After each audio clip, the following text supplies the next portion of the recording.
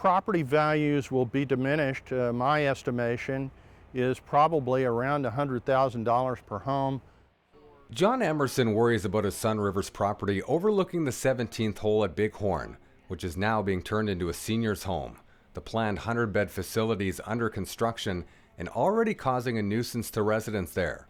However, it's the long-term effects they're most concerned about. It's just going to have a real negative impact, not only on the current residents, but when potential residents, potential investors don't have any certainty with regard to what they're buying into, then that affects whether or not they're going to invest in this community. A group of residents has obtained a lawyer and asked Tecumloops to Secwepemc, the Sunrivers Development Corporation, and Age Care, the company building the facility, to stop construction and discuss possible solutions, including redesigning the plans to lessen the impact of the building. Whether that's a 2-story building, 3-story building, or a hybrid of some sort, that's really what we're after at this point in time. It's currently a 4-story facility with underground parking. The concern is around taking away city views and the overall relaxing environment the community brings.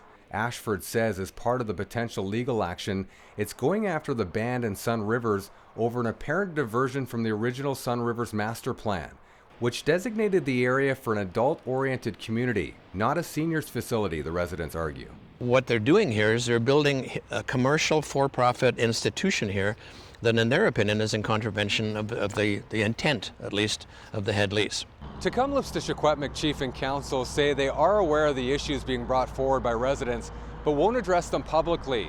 Meantime, the Sunrivers Development Corporation wasn't available for comment today, but did tell CFJC News earlier this year the size of the care home is very similar to other buildings in the community. It's not known whether the band or the Development Corporation are willing to come to the table to talk. Emerson, who's a class action lawyer in the U.S., says Sunrivers residents are in a favorable spot to pursue legal action.